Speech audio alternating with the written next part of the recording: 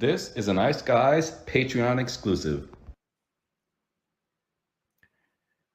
Welcome to another NHL team season preview video. 32 teams in 32 days here on the Ice Guys show. Ian Cameron, Alex B. Smith. And we are joined by two of Vegas' finest to talk Vegas Golden Knights hockey for the upcoming season. Dana Lane, he's joined us already for a few of these team preview videos, and happy to reunite with an old friend of ours, Scott Spreitzer, at Scott Wins on Twitter. Scott, it's good to see you again. How are things? Man, I'm doing well. I can't complain. Good to be with you guys, and thanks for having me. And, I think Dana's out here in Las Vegas, too. It's kind of hard to think pucks and skates when it's 105 degrees every day of the week this week. But I guess we'll put the skates on and get ready for the upcoming fall season. Can they even have ice there with temperatures like that? Somehow, some way they make it work there at the old T-Mobile Arena. Dana, good to see you again. Ready for this Vegas team this season? And I know you're on radio. Taking over the show that a late, great Brian Blessing once did, and hosting that again. What's the vibe there with Vegas going into the year, just from the fans? Excited, nervous, wondering where this team's going to go?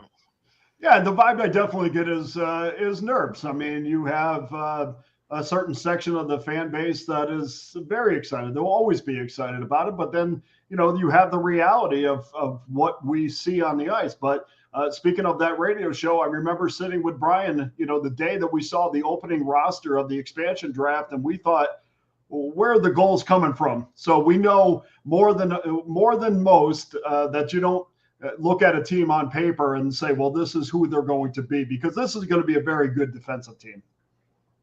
They very well could be. I agree with that. Let's get into it. Let's start with the roster and the construction. The loss of Jonathan Marchessault. So, look, this guy always showed up, big moments, big goals, regular season, especially Stanley Cup playoffs. Replacing that is not going to be easy. But as we were kind of talking before we started the recording, that's George McPhee and Kelly McCrimmon's operating policy. They will not pay, above what they think is market value for a player, regardless how popular he is and regardless of how long he's been with the organization. And they figured, look, we just don't want to pay what we need to keep Jonathan Marchessault here. And so they ended up parting ways. Jonathan Marchessault goes to Nashville in the offseason with now the loaded Predators, at least on paper. They appear that way. So making do with that is going to be interesting. Victor Olofsson is now part of this team, of course. Jack Eichel and a guy that I like on this team, we got to do the jingle, Close Shave Barbashev, Ivan Barbashev for this Vegas Golden Knights team. Like his game, he's going to get more of an opportunity for maybe a top line role with the Golden Knights. I think, too, here's someone to watch for offensively, an X factor, if you will, if I had to pick one, because he's shown little flashes of offense last year for this team. That's the Russian, Pavel Dorofeev. I'm very, very interested to see, because I think as of right now, there's a chance Bruce Cassidy gets him up there on the second line with Wild Bill Karlsson and with Mark Stone. It could be a very interesting line for them, and it's one that would have to produce. Your bottom six, it's been your typical Vegas mix, guys that can play both ends of the ice. You got Nick Waugh still. Tomas Hertl, will hopefully settle in now, first full year with the Vegas Golden Knights. And more importantly for Hertl, stay healthy. Which, of course, now well into his 30s, it's going to maybe be more of a challenge. But certainly if he can do that, he's still a very effective NHL player, can score, can be a difference maker. Alexander Holtz is an interesting player from New Jersey. It's a guy with a boatload of offensive potential and talent. Realizing it and being consistent, though, on a nightly basis is a question, but he'll get opportunity. You have Brett Howden, Zach Aston Reese, Keegan Colasar. Tanner Pearson is there for some depth as well. Brendan Brisson, who got some time last year as well, rounding out the forward group for the Vegas Golden Knights. Some battles in camp probably for those final forward spots. And then on the blue line, look, it's pretty much the core that we've become accustomed to. Shea Theodore, Alex Pietrangelo, Nick Hague, Zach Whitecloud, Braden McNabb. You know all those names. You love them, especially if you're a Vegas fan. But Noah Hannafin now, full season for him after they got him at the deadline from Calgary. This guy that can transport the puck up the ice, quarterback, a power play, do all of those things. So probably should be a little bit more comfortable. And they do have some solid depth. Like one of those guys gets hurt, you could be doing a lot worse than putting a Ben Hutton or a Caden Korchak in there on the blue line, who both got a lot of playing time last year for Vegas. And then in net, look, Aiden Hill was spectacular on the run to the Stanley Cup final and winning the Stanley Cup 2 years ago. Bit of a down year for him last year, no doubt about that. Wasn't able to match the playoff performance of that year. It's amazing about that Stanley Cup year, guys, and you guys saw it up close. It's amazing that Laurent Brossoit was their goalie to start that playoff run, and he played great, absolutely great, gets injured, and you're thinking, uh-oh, and here's Adin Hill, and he plays so good they don't even look back from that point, and he takes them and wins the Stanley Cup, and the rest is history. I think Adin Hill's still a good goalie. I'm not just saying, oh, one bad year now, he's not going to get it back again. I'm being patient with that. I think he can bounce back here. And Ilya Samsonov's an interesting player to watch here. Obviously brought in from Toronto. He's battled some mental health struggles in Toronto last year. There's no doubt, a lot of pressure in that market, and he was inconsistent. Yeah, but Ilya Samsonov, when he's on his game, he can be a really scary good goaltender. And now he gets to kind of lay in the weeds a little bit here in Vegas. You don't have that media rat race all over you every single day in Vegas like you would in Toronto. I think a chance to relax, take a deep breath, maybe be a little bit more calm and relaxed in his new surroundings. Plus, he knows, he's going to be playing behind Adin Hill, so it's going to be an opportunity for him to not feel that pressure. I wouldn't be surprised if he actually has a good season in a backup role for the Vegas Golden Knights this year. There's a quality goalie in there, and I know his rough nights were rough and his lows were low. He'd be shelled for 5-6 goals. They had a really brutal stretch middle of the season with the Leafs last year. I think he will feel a little bit more comfortable this year. Vegas is one of those teams, guys, where I'd honestly lean to them maybe missing the playoffs just because how tough the West is, but they're going to be right there battling, and it is going to be a battle this year for this Vegas Golden Knights team as far as making the playoffs is concerned. And it's just a question of, do they get above or below that line, that cut line, if you will, when it comes to the Stanley Cup playoffs this season. Alex, we'll turn to you. What do you think of Vegas? Yeah, this is a franchise that has, and it's fitting being that they're in Vegas, that has, dealt with a lot of luck falling on their side. Think about even with year one, all the injuries they had in net. And like I said, their depth has always been tested year after year, and they found ways to make the playoffs, 2 times making all the way to the Cup final, 1 time winning it all. And it's hard for any team to be able to kind of, especially when you're talking about goaltending depth, be able to deal with that year after year after year and still find ways, to have quality netminders. And like I said, even now, Adin Hill and Logan Thompson, going back to last year, I thought they were one of the best tandems you could find. He said, of course, injuries bit them at different times, but now with Hill being the heir apparent, the true number one, and getting a guy like Samsonov on 1 year left on his deal as well as Hill, these are 2 guys that are going to be hot and ready. I think they want to prove that they belong in Vegas. They belong to have long-term deals. So I think that's a good spot to be in with Vegas, having 2 hungry goalies that can give you that solid 1A, 1B balance that you definitely need in net. Like I said, you got a solid core of blue liners. Yes, you lose Alec Martinez, who's one of the best shot blockers in the game, but he was getting older, and now you have this younger core, like guys, like I said, that are ready to play at the NHL level and handle these high-pressure minutes. Everything's good on the back end. It's just that I wonder and worry about the consistency up front. He said, Marchessault, that's a huge piece to lose. We know Jack Eichel is going to bring you scoring. We know, there's a lot of these guys up front. Tomas Hertl, if he's healthy, could be one of the best scorers in the game. William Karlsson still can give you just a flash of brilliance and turn it on and give you a hat trick any given night. But being consistent with that offense and being able to deal with, like I said, there's going to be some tougher battles now when you're playing against the teams like Seattle. I think has gotten better. Edmonton, they're going to be right back there in the mix all the way through. Vancouver, I think they weren't a fluke last year. I think they're a team that's going to hang around. So that Pacific Division is very tough. And I think now, because I feel like LA is a team that has taken a step down, and of course now losing Drew Doughty, that's another big blow that they have. I think Vegas is in that spot where they can still compete for a wild card and more than likely will find themselves toward the playoffs. But it's something I can't bet on right now. I don't have any future play involving Vegas at the moment because I just want to see how things shake out. This is a team that needs to definitely play better hockey on the road. They weren't that good of a road team last year. And when you look at their schedule, 8 of the last 12 games of the season away from Vegas. They got a couple of long trips early in the year. So those are the storms they're going to have to weather and withstand. You have to get points on the road consistently throughout the year to avoid from being just a middling wildcard team to being one of the top 3 in that Pacific. So that's the thing I'm going to be looking out for is how can they play better hockey on the road and get consistent offense this year along to go with the defense and goaltending. One thing, too, with Vegas, when you look at last year's team, and obviously last year they made the playoffs. It was close, but barely. They lost to Dallas, I should say, in the first round. Everything was around middle of the pack last year for Vegas. Middle of the pack defensively, goals per game allowed. middle of the pack power play, middle of the pack penalty kill. I think actually the strongest in terms of their ranking was the defense, where I think they were just outside the top 10 as far as goals per game allowed.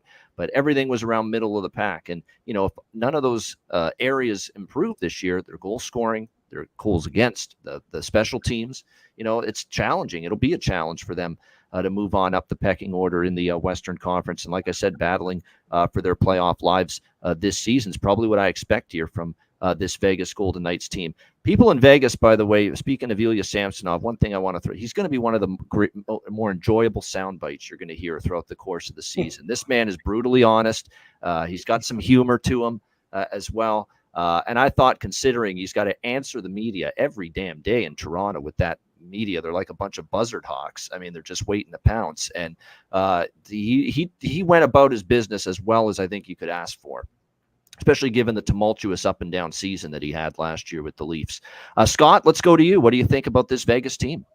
Well, first of all, about Samsonov, I mean, you mentioned the Toronto media. Out here, the media is fair. It really is. They're not one of these groups of media who are going to go in there and throw people under the bus and try to make news by catching somebody saying the wrong thing at the wrong time, anything like that. So he's going to get a fair shake from the media, almost to the point as they're almost favoring and helping the guy get his feet wet with Las Vegas. That's just the way the media is out here. And I actually appreciate that, because it's one of the few, million plus populations where you got the media not looking to make a name for themselves. But as far as Golden Knights preview 2024-25, I really think it comes down to 3 H's, guys, as I'm sitting here listening to you guys all making a ton of sense about this team. It's health, Hurdle, and Hill. And health, number one, maybe Hill a little bit more important than Hurdle, but it sounds a little bit nicer and it flows better to say health, Hurdle, and Hill. But as far as Hurdle, I think, you look at last year, they lost 27% of their goal scoring with that departure of Marshy, Stevenson, Amadio. I mean, I love Stevenson. 2 years ago when he was at his best, the guy was almost a one-man, odd-man rush. He's so freaking quick on the ice and gets up and down the ice quicker than most that are trying to defend him. So he opened up a lot of the ice for Vegas when he was at his best 2 seasons ago. Not quite the same last year, but they had so many injuries last year. Eichel, Pietrangelo, Shea Theodore, Mark Stone. They combined to miss 98 games between those 4 players. And it seems like Mark Stone is always fighting the injury bug. He cannot do that this year. They don't have the same offensive depth that they had a year ago. I look at the third part of this has got to be Hill. Last year, Hill got injured early in the season. And I go to a lot of the Golden Knight games, and I'm watching Hill a couple of times, December, couple of times. I remember watching him come out, getting ready to start after missing a few games, and being pulled after like 3 stops, 3 saves. Stretching, all of a sudden something goes haywire. They got to bring him off the ice. And it's funny because the person that I talk to the most about pucks, the last several years is our good friend, the late Dave Koken. We were always going back and forth thinking Adin Hill was never healthy last year from start to finish, never had a chance to get healthy. He's also one of those guys who has to be playing well to play well. And what I mean by that, he has to have his confidence on high. And if he gets beat a couple of times early, all of a sudden he's a different goaltender. We saw that out of Adin Hill quite a bit last year. When he came into the playoffs 2 years ago, the Stanley Cup run, he came in and he dominated right from the start. Man, this guy was one cocky Mother Hubbard from that point on. You couldn't get anything past him. He was making miracle stops. That wasn't the case last year. I think the injury had a lot to do with it. So I agree with you, what you guys are saying. 98.5 is the over-under total points that I saw earlier on Monday. I really think they're going to be second in the division, though. You've got one team clear-cut above the rest on paper. Got, of course, Edmonton. After that, I think you got Vancouver, who's likely in for some regression.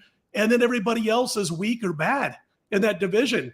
Losing Doughty last week here in Las Vegas in an exhibition game is a huge hit for at least a month or two for this LA Kings team. So I think there's enough there if they can stay healthy. Keep Hill confident that this team can end up around 98 points and fight for second in the Pacific, guys.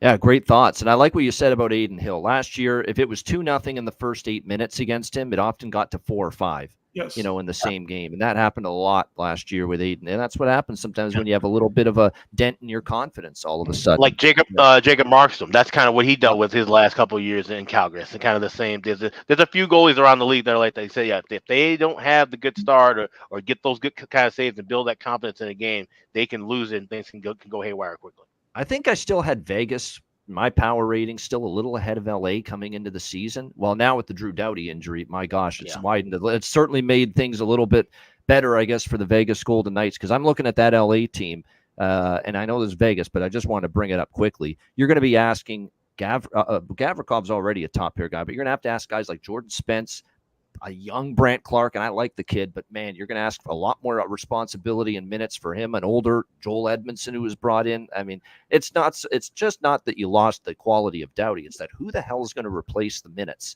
and the playing in all situations and the leadership and fiery moments when you need it too, because that's a young group. So yeah. Oh, he was a pain in the butt every time he played up here against Vegas. We hated Doughty.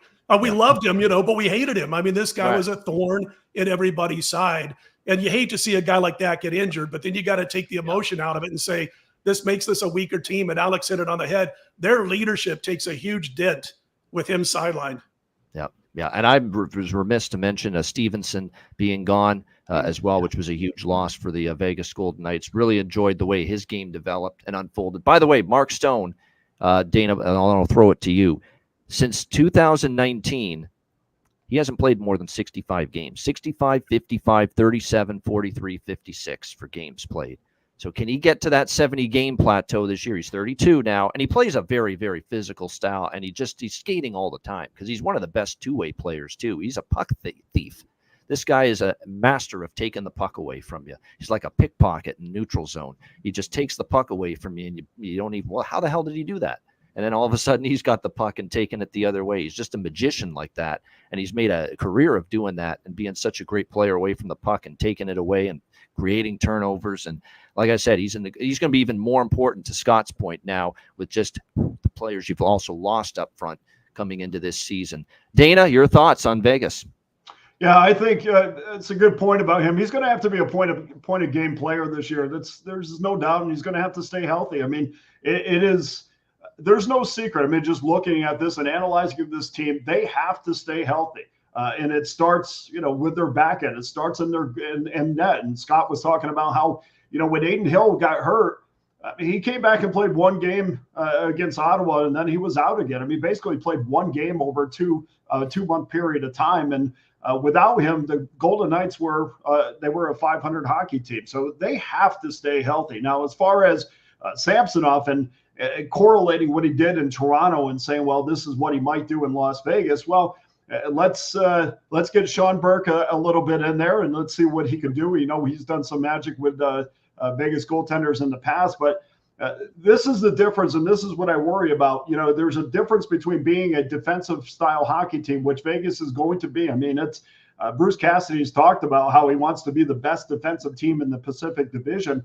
Well, you can be a good defensive team by carrying the puck or just being a good defensive team. I don't think they're going to carry the puck, which means if Samsonov does have to take the reins at some point, he will have to be above and beyond what he's been in the past. And that means, in Toronto, he would have to face 27 shots a night, 26, 27 shots a night. In Vegas, it's going to be over 30 for sure, because Vegas is not going to carry the puck as much as Toronto did. And just my fear is that if Aiden Hill doesn't hit the plateau that he did when he had that Stanley Cup run, or like you said, I mean, the confidence is an issue. Seems like that's been an issue with a lot of Vegas goaltenders.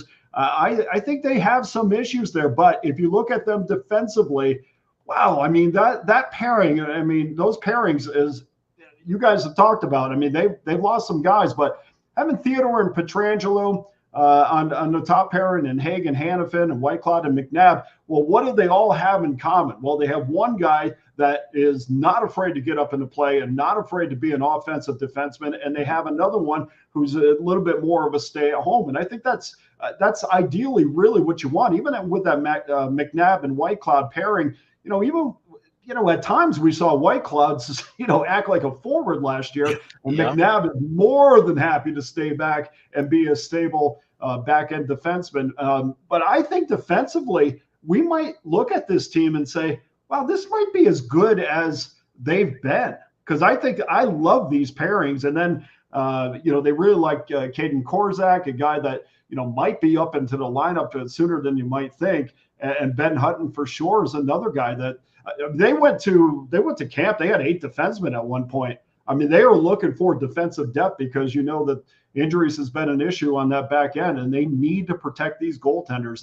They're only going to be as good as the people in front of them. And I know Cassidy would love to have him. He was like this in Boston. He would love to have guys sprawling all over the ice and blocking shots. I'm not sure goaltenders really love that, but even if you look at that fourth line, I think you got a lot of guys that are going to get in front of the puck and make life easy for the Golden Knights goaltender. Even Tanner Pearson, a guy, played 54 games in Montreal last year. I don't think a lot of guys know that he broke both of his hands blocking shots last year. So I think defensively, this team is going to be very good. Now, what do you watch for if you would say, okay, defensively, they're going to be great? Well, what you're going to watch for is, okay, what do your breakouts look like? And they were practicing, or the breakouts were a point of emphasis this week in practice. And so far so good. It looked okay in the second preseason game with a few more regulars in the lineup, but they're not going to be a team that's going to mirror the first or even the second year. And certainly with Marchie out of the lineup, that's going to be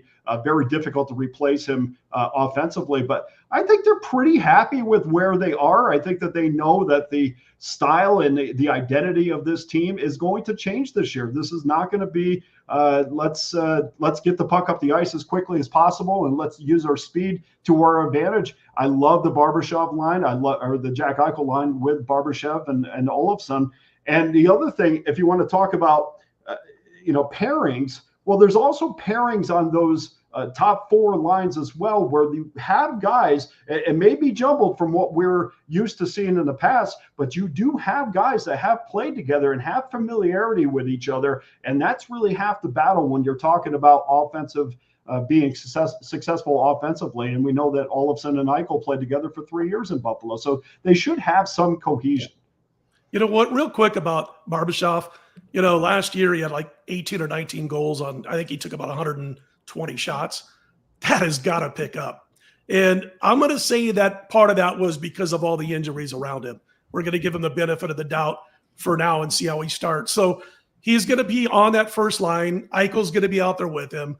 So I look for Barbashev to take more shots, potentially score more goals. He's got to be up closer to 25, I think, by the end of the season. 26 goals, Scott, 2 years ago in his final year with St. Yes. Louis, his final full year. 26 Absolutely. goals, 60 points in 81 And I think games. he's got it in him. He's got that in his bag of tricks. Yeah. Yeah, or at least take enough shots to where it can potentially get there, because last year he didn't.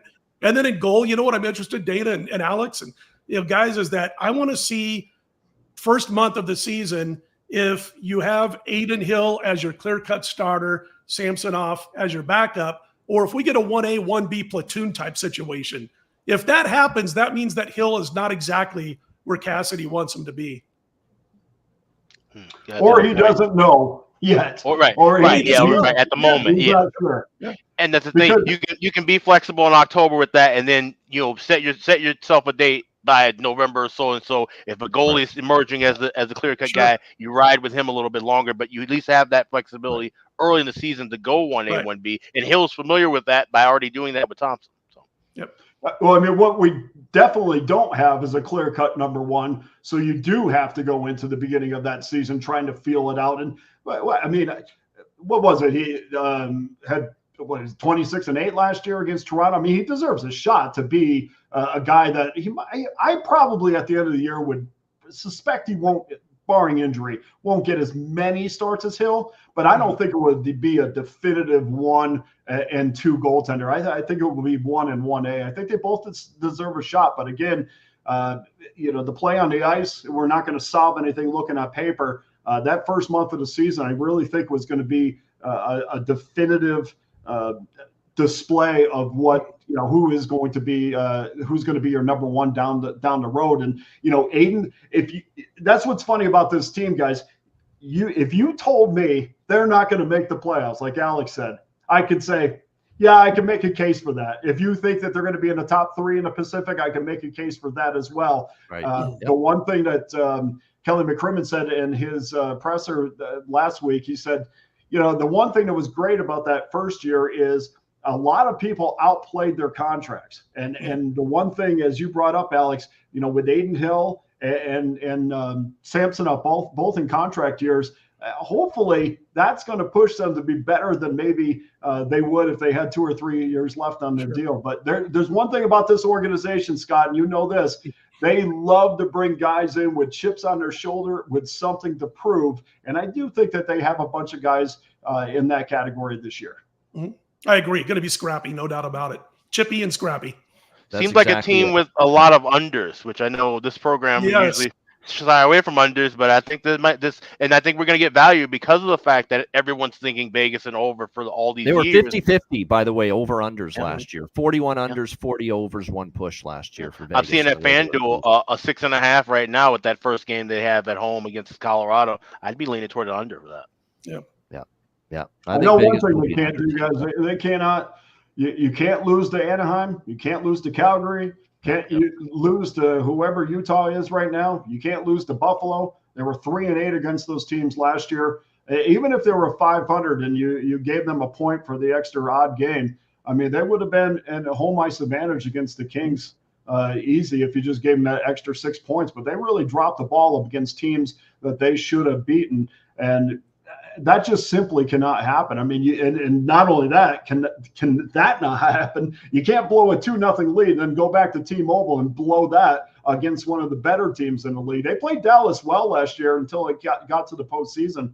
But they've shown, hey, look, we can also not play well against the teams that we should beat. And even from a gambling standpoint, I mean, that should be something that you should look at during the course of the year. I mean, it's really, I wish the one thing in gambling, I've been doing this, and Scott, you've been doing it forever too. The one thing I wish I could put a number on is desire. And I can't. Every night when you go on the ice as handicappers, you just have to imagine that they are the same people night in and night out, and they're certainly not. And so that's the one thing when they play. The New York Jets are a perfect example of that. Yeah. They waxed New England and they can't get out of their freaking own way against Denver yesterday. Perfect example. That sounded personal, Ian. It's just fun. It's just people get so wrapped up in thinking Jets are different, and then all the people are pumping their chest. It's different now. New England. Look at Rodgers and all that, and then they can't do a thing right. And that's all on coaching yesterday. 16 penalties with them in that football game. Salah's not up for the task. Sorry. I think Aaron Rodgers would agree with you. From what I hear.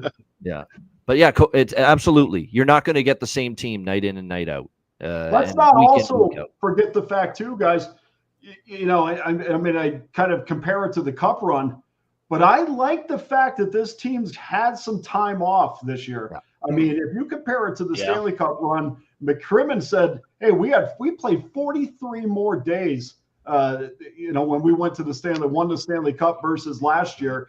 Man, don't sleep on that extra rest for this team. I think that's such a positive, which I say this a million times. I go back and think about the old Chicago Blackhawk teams and how great they were and how deep of a run that they had almost every single year. And to think how little time off that they had to be able to accomplish that goal.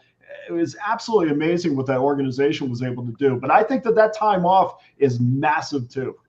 Well, it's because Vegas used to happen all those multiple playoff runs, multiple long seasons because of multiple playoff runs. And now they finally get that reset with the shorter exit, obviously, last year in the first round. Yep, that helps. That's something we've talked about for years. Like you said, with Chicago, we talked about that's how the LA dynasty kind of ended. Even with Tampa Bay, we said how I believe Tampa Bay is going to have a pretty good year this year off of the fact that they had those deep runs from 2015 all the way through, the bubble year and then winning back-to-back cups. For those guys, those core guys to finally get some rest in the summer could actually help. And sometimes that's better than having a team just go to the conference final and bounce out every year where they're still being fatigued, still playing the extra games, and still not recovering in the same amount of time. Yeah. Great discussion about this Vegas. I just can't wait for our third season in a row. We get Mark Stone out of there in November, and miraculously he's ready to go in April again. Off LTI. Don't be like that. Good Come old on. LTI. It's better than that, Ian. You Yeah. Canadians, I tell you. Yeah, just- Thank goodness. I'm not as bitter or angry about that stuff as some people are, but I just had to pull people. Hey, do you know that story about Brendan Brasson's dad? He's an NHL agent. Do you know that story with him and Marchessault? No, I don't think I do. No. Okay, so Brendan Brisson, who is trying to crack the lineup on a consistent basis with Vegas, his dad is actually an agent, Pat Brisson. Now, Pat. Oh yeah, I know Pat Brisson. Okay. Yeah, so Pat yeah. represented both Marchessault and his son, obviously. Wow. And the joke, the joke in the media is, well, he got him out of town so Brendan could have some playing time. So, like any good father would do anything. Even sabotage his other client. Yeah. I'm sure there was nothing to that. No. No. That's just it's just being funny, but still, that's pretty interesting dynamic. You're That representing two is. teammates. They both want to get paid by the same team, and they can't keep everybody. You only have so many mouths to feed. You only have the salary cap. Only can offer you that much of an opportunity to keep certain players. So that's just an interesting little sidebar for sure. But that's pretty interesting that he represented obviously his son Brendan, and then Jonathan Marchessault too at the same time. Great stuff talking Vegas Golden Knights with Dana Lane and with Scott Spreitzer. We thank obviously all of you for joining us and tuning into every team preview here on the Ice Guys show as we get you ready for the upcoming season for sure. For Alex B. Smith, for Scott Spreitzer, for Dana Lane, I'm Ian Cameron. This has been your Vegas Golden Knights season preview video. And again, 32 teams in 32 days rolls along right here on the Ice Guys.